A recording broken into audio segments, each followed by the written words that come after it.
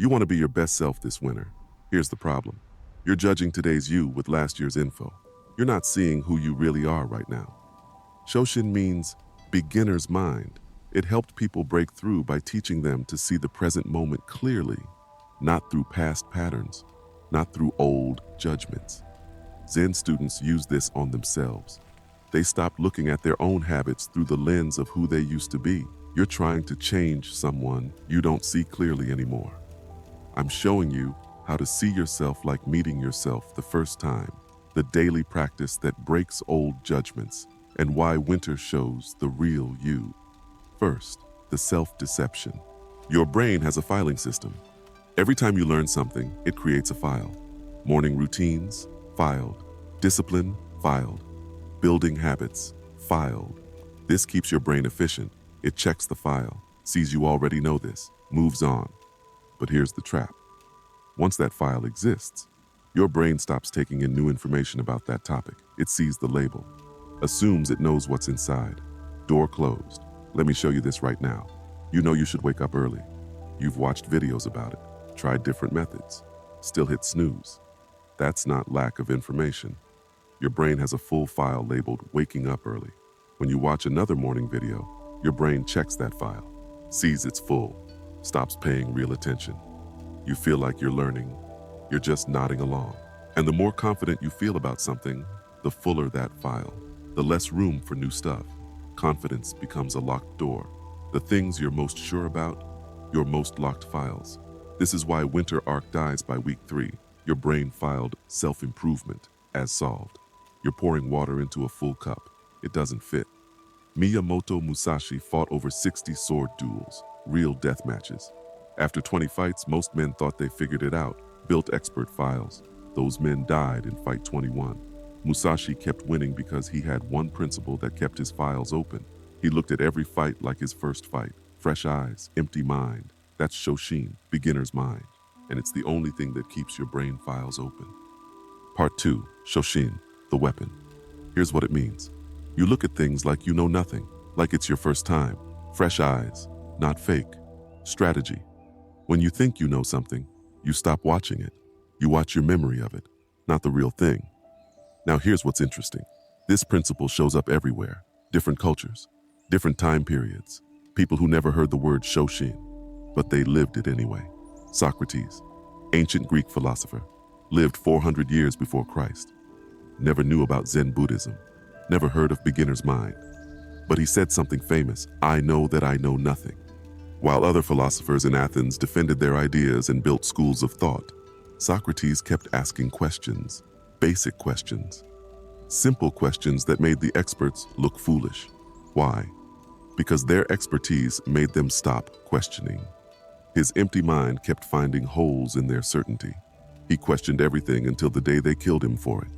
He didn't call it Shoshin, but that's exactly what it was. Bruce Lee, martial artist, studied Wing Chun for years under IP Man, got really good at it. Then he did something his teachers hated. He started questioning Wing Chun, testing it, breaking it down.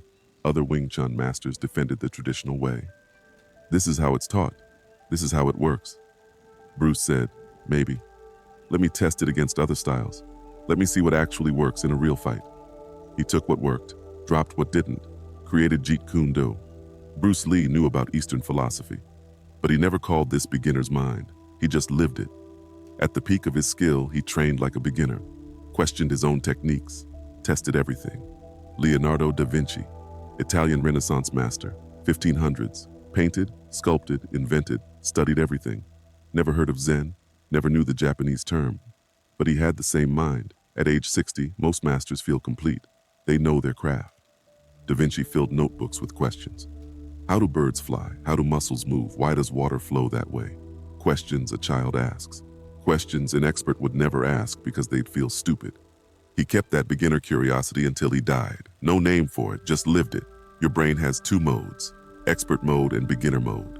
Expert mode checks files, feels sure, fast but closed. Beginner mode watches everything, questions everything, slow but open. Most people learn for 5 years. Switch to expert mode, stop growing. Socrates questioned for 70 years, never switched. Bruce Lee trained for 20 years, never switched. Da Vinci created for 50 years, never switched. That's why they changed their fields while others just repeated what came before. Here's what happens to most people. Year 1, watch everything, try everything, learn fast. Year 5, feel confident, know the basics. Got this. Year 6, stop watching, start defending your way. Year 7 through 20, repeat year 6.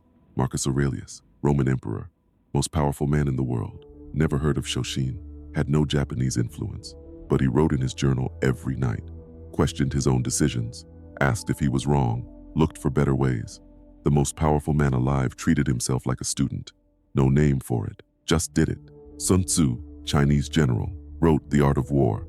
Different culture from Japan, different philosophy, but he wrote something that matches beginner's mind perfectly. In the midst of chaos, there is also opportunity. Why? Because the expert sees chaos as a problem to fix with what they know. The beginner sees chaos as a chance to learn something completely new. Same situation, different mind, different result. These people across different times and places all discovered the same truth. When you think you know, you stop learning. When you stay curious, you keep growing. They didn't have a word for it. Shoshin gave it a name, but the principle is universal.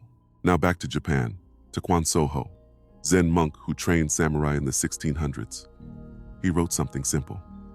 The fighter who thinks he knows loses. The fighter who questions wins. Why? The sure fighter defends his technique. Predictable, gets beat. The curious fighter adapts to what's happening now. Unpredictable, wins. Your brain right now is in expert mode. About discipline, about habits, about change. You feel sure, you know your way. That sureness blocks better methods. You have a morning routine. Same order every day. Wake up, shower, coffee, work out. Someone asks why that order. You don't have real answers. You have this works for me. Translation, this is my file. Don't make me question it. That's expert mode protecting itself. Beginner mode says, I don't know if this is best. Let me test other ways. The person asking isn't dumb. They see options you stopped seeing. Shunryu Suzuki wrote in 1970. In the beginner's mind, there are many options. In the expert's mind, there are few. Many options versus few options. Growing versus stuck.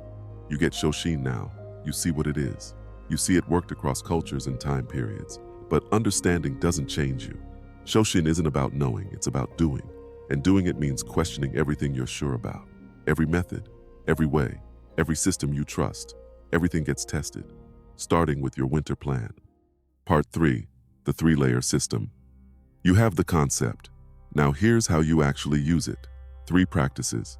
Each one opens a different locked file in your brain. Layer 1, the daily autopsy. Every morning this winter, pick one thing you did yesterday on autopilot. One routine, one habit, one thing you didn't think about. Could be how you made coffee. Could be your workout. Could be how you responded to a text. Now ask one question. What did I miss? Not what did I do wrong? What did I not see because I was running a program instead of watching reality? Example, you made coffee yesterday. Same way you make it every day. Grind beans, boil water, pour, done. What did you miss? Maybe the water was too hot and burned the coffee. You didn't notice because you weren't tasting anymore, just drinking. Maybe you poured too fast, maybe too slow. Maybe the grind was wrong. You don't know because you weren't watching. You were performing a file. This practice forces you to watch. One thing per day, 5 minutes of actual attention. Week 1, you'll find nothing. Your brain resists. It wants to keep the files closed. Week 2, you'll find one small thing you've been doing wrong for months. That's the crack. That's the file opening. Layer 2, steal from beginners. Once per week, watch someone worse than you do something you're good at. Sounds backwards. It's not. You've been working out for 5 years. Your form is clean. Your routine is efficient. You know what you're doing. Go to the gym, watch the new guy. Terrible form, random exercises, no program. Don't judge him. Watch him. He'll try something weird. Some exercise you dismissed years ago as inefficient. Some angle that doesn't make sense. Most of it won't work. But one thing will. One movement you stopped doing because your expert file said it was wrong. Your file might be wrong. You don't copy everything he does. You notice what your expertise made invisible. This works with anything. Cooking, writing, morning routines. Anything you feel confident about. Watch 3 beginners per month. You'll find one thing your expertise blinded you to. Layer 3, the opposite week. This one is brutal. Once per month, pick one thing you're certain about, one method you defend in an argument. I need 8 hours of sleep to function. Morning workouts are better than night workouts. Cold showers wake you up. Pick one. Spend 1 week doing the exact opposite. Not to prove yourself wrong, to test if your certainty has exceptions. Maybe you don't need 8 hours. Maybe you need 7 or 9. You decided 8 years ago based on one good week, filed it as universal law. It might not be. Maybe night workouts are better for your body temperature and hormone levels. You never tested it because morning workouts worked once. Maybe hot showers before bed help you sleep better than cold showers in the morning. You never tried because someone told you cold is better. Your certainties are often just old data points you stopped questioning. This practice breaks them open. Most of your beliefs will hold up. That's fine. But 1 or 2 will crack. And that crack shows you where your expert mode was defending garbage. How to know it's working. 3 signals. Signal 1, temporary awkwardness. When you break an autopilot pattern, it feels clunky for a few days. That's good. That's consciousness returning. Signal 2, better questions. You stop asking, how do I get disciplined, and start asking, why do I need to force this? Different question, deeper layer. Signal 3, small improvements that compound. You find one better way to do your morning routine, then another, then another. By week 6, your whole routine is different. Not because you added more, because you questioned what was already there. Winter is when this system works best. Not because winter is magic, because winter removes the performance layer. When it's cold and dark at 6 a.m., you can't fake energy. You see what actually works versus what just felt good in summer. Your confident methods get tested in honest conditions. The practices that survive winter are real. The ones that only worked because the weather was nice die off. By March, everyone else added habits that won't last. You rebuilt foundations that hold. That's the difference. Now you have the system, 3 practices, clear signals, winter timing, but there's something about winter itself that makes this transformation stick. Something that forces honesty in a way summer never does. Part 4. Winter strips the lie. Winter isn't just timing. Winter is a tool. Here's what most people miss about why winter works. It's not about fewer distractions. It's about what winter removes that you didn't know was hiding the truth. Summer you versus winter you. In summer, you have energy you didn't earn. The sun is up, the weather is warm, your body feels good without trying.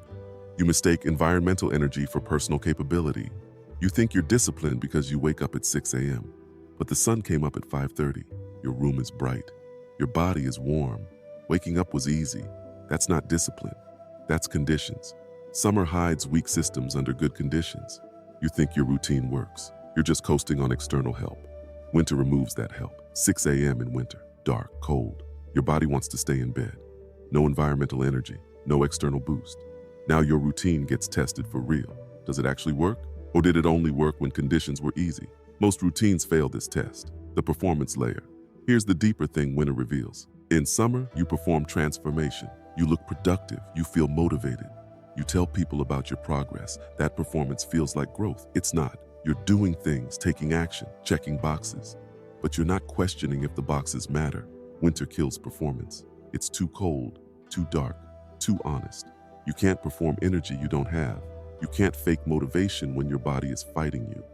You can't look productive when everything is harder. So you stop performing. And when the performance dies, you see what's actually there. Most people see nothing because they built their whole system on performance. The ones with real foundations, they see those foundations for the first time, clear, stripped, honest. There's a practice in old Japanese martial arts schools, kangeko, cold training, hardest training during the coldest months. Most people think it's about toughness, building mental strength through suffering. Wrong. It's about honesty. When you're cold, you can't hide bad technique behind speed. You can't cover weak form with enthusiasm. Everything slows down. Every mistake shows. Summer training lets you fake it. Winter training forces truth. The masters didn't train harder in winter to get tough. They trained then because winter wouldn't lie to them about what needed fixing. Your winter arc works the same way. Every other season, you add things, new habits, new routines, new systems. They stack on top of foundations you never checked. By spring, the stack collapses. You blame discipline. You blame motivation. Wrong target. The foundation was broken. Summer just hit it. Winter arc with Shoshin is different. You're not adding to broken foundations. You're stripping down to foundation level and testing every piece. Does this habit actually work? Or does it just feel productive? Does this routine create results? Or does it just fill time? Does this method match reality?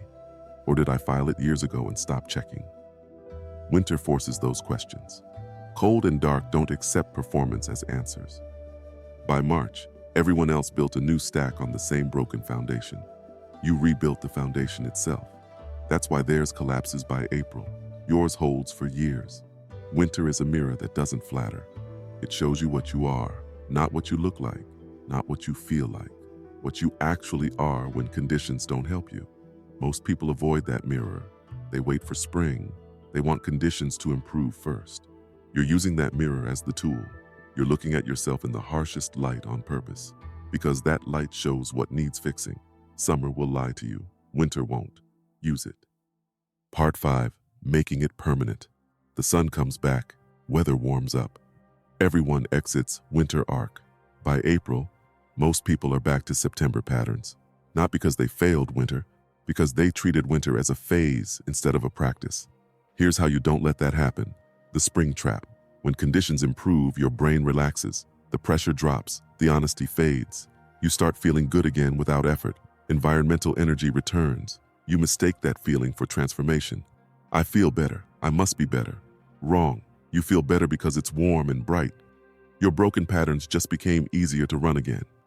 Spring is when fake transformation looks real, when performance comes back, when you can coast again. This is the trap that kills winter progress. You stop questioning. You stop testing. You go back to expert mode because expert mode feels comfortable in good conditions. Here's the counter. First day of every month, 10 minutes, one practice. Write down 3 things you're now confident about. 3 methods that worked in winter. 3 habits that feel automatic now. Good. You found things that work. Now question all 3, not to destroy them, to keep them flexible. Example, you figured out that waking up at 5:30 works better than 6. That's real progress. You tested it in winter. It held up. Now ask, is 5:30 always best? Or was 5:30 best for winter conditions? Maybe spring needs 5:45 because the sun comes up later and your sleep cycle shifted. You don't know until you question it. Most people lock in winter wins and defend them. This worked in winter, so it's law now. That's just building a new expert file. The same trap with different content. The audit keeps files open, keeps you testing, keeps you in beginner mode even when you have wins. Victory makes you vulnerable. This is the part nobody talks about. Success closes your mind faster than failure. When something works, your brain files it as solved. Done. Law. You stop watching it. You stop questioning it. You start defending it. That's how people plateau after breakthroughs. They had one good year, filed everything that worked, spent the next 10 years defending those files. You saw this in part 2. Socrates kept questioning until they killed him. Bruce Lee kept testing at his peak. Da Vinci kept asking questions at age 60, not because they hadn't won yet, because they knew winning makes you stop watching. Your winner progress is the same threat.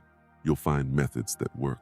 You'll have breakthroughs. You'll feel transformed. That feeling of transformation will try to close your files. The monthly audit stops it, from winter tool to lifetime practice. Shoshin isn't a winter technique. Winter is a Shoshin training ground. You used winter's harsh conditions to learn how to question your certainty. Now you take that skill into every season. Summer will try to make you comfortable again. Spring will offer easy energy. Fall will let you coast. The practice stays the same. Question what you're sure about. Test what's working. Watch what you've automated. Not because everything is broken, because the moment you stop checking is the moment things start breaking without you noticing. Most people build an identity around being good at things. I'm disciplined. I'm consistent. I'm productive. That identity needs to defend itself, needs to prove itself, needs to be right. You're building a different identity. I'm someone who questions what I'm good at, not someone who improved, someone who stays improvable. That's not a winter arc identity. That's a lifetime edge. Everyone else will plateau at their peak and spend years defending it. You'll keep finding new peaks because you never stop questioning the current one. You wanted to become your best self this winter. Here's how. Stop adding to what you know. Question what you're sure about. Shoshin, beginner's mind. Empty cup, full capacity. Everyone else will add routines to locked files. You're opening the files first. Tomorrow morning, pick one thing you do confidently. One habit. Ask yourself what you missed while running it on autopilot. That's day one. The experts defend what they know and plateau. The beginners question what they know and keep growing. This winter, stay a beginner.